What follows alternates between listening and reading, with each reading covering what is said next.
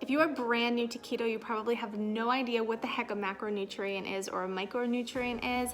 I remember those days myself 5 years ago when I first started studying the ketogenic diet.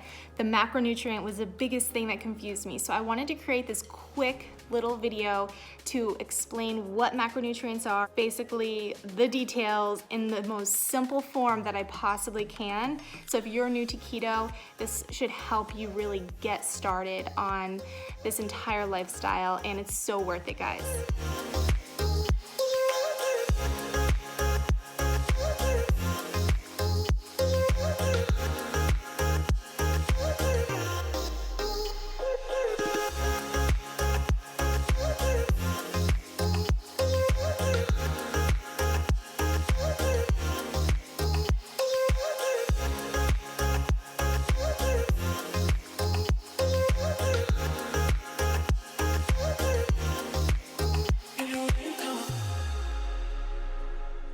Welcome to my office. It's a beautiful rainy day here in Florida, and it's a perfect day to teach you about macros. So macronutrients, there are three main macronutrients, and in the most simplest form, the very first one is protein. You want to make sure you're not eating any more than 20% of the total food that you eat in a day in protein. That's really important, because if you're just getting started and you're eating too much protein, what's going to happen is you're going to be eating more of a low carb diet, kind of like an Atkins style diet, and that's not what this is. The ketogenic diet is transitioning your body to burning fat for fuel, and so you want to be giving your body enough fat, which leads me into the second macronutrient, which is fat.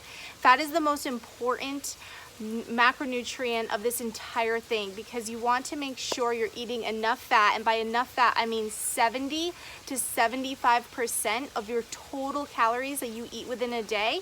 Now, you don't have to be counting calories, but clearly when you eat, you're eating calories, right? So 70 to 75% of those calories need to be coming from healthy fat sources like avocados and just really the good stuff, the good fats. That's number two. The third macronutrient is carbs, but not just any carbs. You can't just be eating higher carb foods and counting them in your macronutrients by only having a little bit, like 2 noodles here or there. You want to be eating the right types of carbs, like green leafy vegetables or any vegetables that are above ground veggies.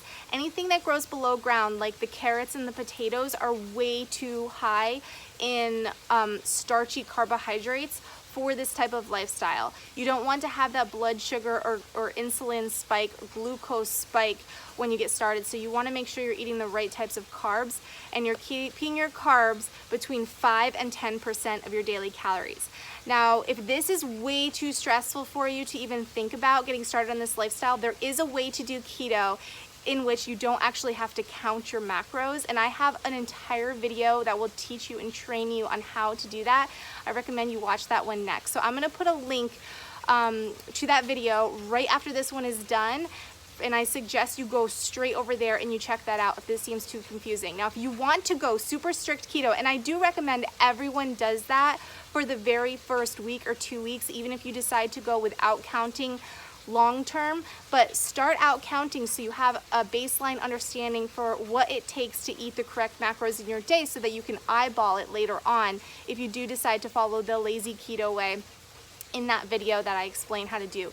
So basically, when you get started on keto, track your macros, learn how to do it, and I recommend you use an app. That's the simplest way for you to track your macros. And by using an app, all you're doing is downloading the either Carb Manager, or some people like my MyFitnessPal app.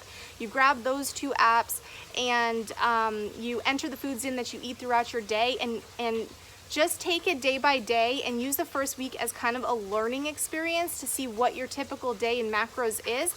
And then you will start to understand where you can start adding more fats in the foods you're making. Like, let's say you're sauteing chicken, you'll know you need to maybe add some cheese, add some olive oil, add some butter to whatever you're creating in that chicken dish, instead of just putting it in a pan and just cooking it with the low-fat spray that a lot of us that come from a low-fat diet are used to. So welcome to the ketogenic lifestyle. I'm so happy to have you a part of this community with me. If you're new here, be sure you hit that subscribe button, because I have so much incredible content to help inspire and motivate you. Thanks for watching this one, and take care.